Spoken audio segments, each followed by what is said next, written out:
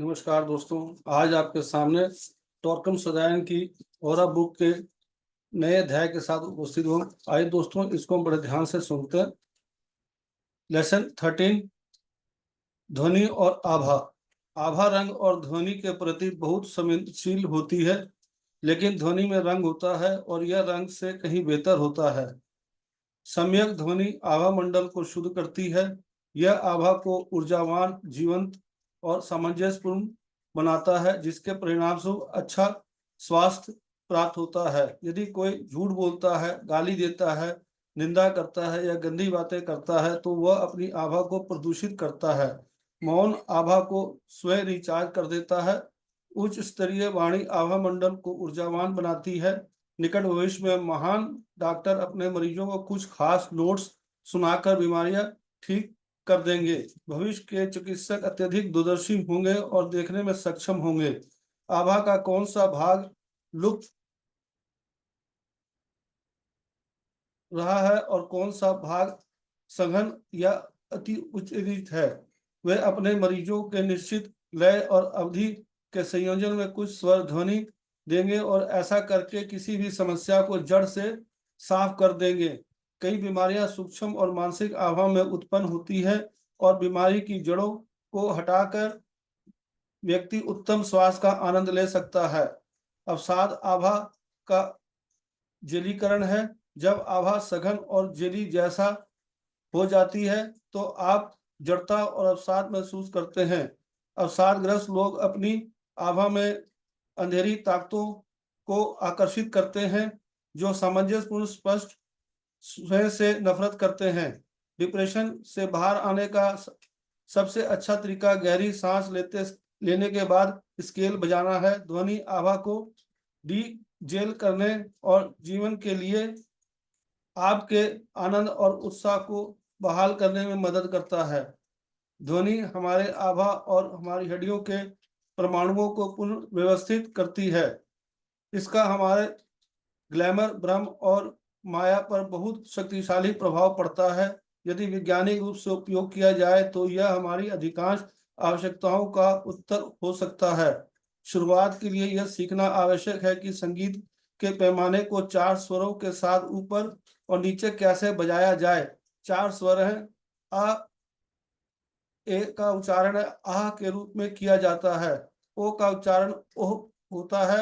आप का उच्चारण उसके समान होता है। ई का उच्चारण ई पैरों में के रूप में किया जाता है। आरामदायक स्थिति में बैठें और या खड़े रहें और सी से शुरुआत करें। प्रतिदिन 5 मिनट तक स्केल गाएं। C D E F G A B C आह पर, C D E F G A B C ओह पर, C D E F G A B C ऊपर, C D E F G A B C आन का। प्रत्येक पैमाने की शुरुआत में कराएं या आहें भरें, फिर गहरी सांस लें और स्वरों का उच्चारण करें। स्केल पर ऊपर जाते हुए इसमें दाहिनी आंखें बंद कर लें, नीचे जाते समय बाईं आंखें बंद कर लें। 15 दिनों तक ऐसा करने के बाद आप 7 स्वरों का उपयोग करके यह अगला अभ्यास करने के लिए तैयार होंगे। समूह संग्रह के अनुसार यह कला की तरह आह, पैरों में ई, अलविदा के रूप में यह ऊ जैसे कि रिस रहा है, ऊ जैसे का चोट लगी है, ओ की तरह ओ। पहले 10 दिनों तक प्रत्येक स्वर के बीच में सांस लें, फिर अगले 20 दिनों तक ही सांस लें। पूरी स्केल 7 स्वर बजाएं। यदि आप स्वरों और स्वरों के रंगों को याद रखेंगे तो प्रत्येक ध्वनि का स्वर अधिक प्रभावी होगा। आप प्रत्येक नोट के लिए निम्नलिखित रंगों का उपयोग कर सकते हैं। नोट्स और रंग के बारे में बता रहे हैं यहाँ पर। नोट और रंग दोनों अलग अलग हैं। नोट में जो अल्फाबेटिकल वर्ड्स हैं और रंग में जो कलर है सारे। सी लाल, डी नारंगी, ई मखमली, एफ पीले हरे, जी नीले हरे, ए नीला बैंगनी, बी लाल वायलेट। यदि आप इस अभ्यास को और भी अधिक प्रभावी बनाना चाहते हैं तो आप प्रत्येक नोट के लिए निम्नलिखित विचारों पर अपना ध्यान केंद्रित कर सकते हैं। नोट्स, रंग और गुण। यहाँ पर नोट्स और रंग और गुण के तीनों में बारे बता रहे हैं। सी लाल प्रयास, डी नारंगी हानिहीनता, ई पीला साहस, एफ पीले हरे गंभीरता, जी नीले हरे निर्भरता, ए नीला बैंगनी साहसी, बी लाल बैंगनी सेवा। आपको अपना निर्देशन करने की आवश्यकता नहीं है। आपके शरीर के किसी भी हिस्से पर ध्वनि, आपका पूरा शरीर भावनात्मक और मानसिक वाहन एक साउंडिंग बोर्ड की तरह काम करते हैं। बहुत जल्द आप महसूस करेंगे कि कैसे आपकी आवाज आपके वाहनों में विशेष कंपन पैदा करती है। यह आपके शेर को शुद्ध करने, ऊर्जावान बनाने, ग्लैमर, भ्रम और माया के संचय को नष्ट करने के सर्वोत्तम तरीकों में से एक है। जब आप सात स्वरों को सही चेहरे की चाल, स्वर और शुद्धता के साथ बजाते हैं तो आप तीन निचले वाहनों में सात प्रमुख केंद्रों के और को चार्ज करते हैं। यदि अभ्यास एक बिंदु एकाग्रता के साथ किया जाता है तो सात स्वरों को बजाने में आभा के भीतर कई बाधाएं साफ और शुद्ध हो जाएंगी। जैसे जैसे मानव आभा विकसित होती है और मनुष्यों के आभा के बीच और मानव के देश साम्राज्यों के बीच अधिक मात्रा में संलयन प्राप्त होता है। गोपनीयता का भ्रम धीरे धीरे न केवल मानसिक क्षेत्रों को बल्कि हमारे दैनिक जीवन और हमारे सभी रिश्तों में भी गायब हो जाएगा। मानवता का विकास दर्शाता है कि भविष्य में किसी भी प्रकार का स्वामित्व अब प्रचलित हो जाएगा।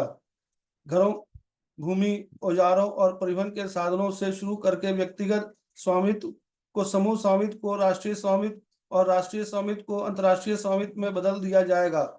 अर्थव्यवस्था, संचार प्रणाली और कंप्यूटर व्यक्तिगत बनाएंगे। वह समय आएगा जब लोग आपके उद्देश्यों, आपके विचारों और आपके विचारों की दिशा को देख सकेंगे।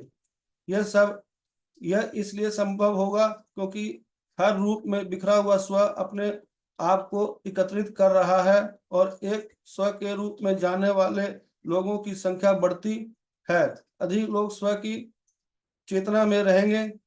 ऐसी प्रगति कंप्यूटर, एक्सरे, लेजर बीम, सौर ऊर्जा इत्यादि जैसी बाहरी उपकरणों का उत्पादन करेगी, जो अलगवाद को खत्म करने के लिए कई रूपों में काम करेगी, जिसे हम गोपनीयता या निजी हित कहते हैं, बनाया गया है। इतिहास इसे बहुत स्पष्ट रूप से दर्शाता है।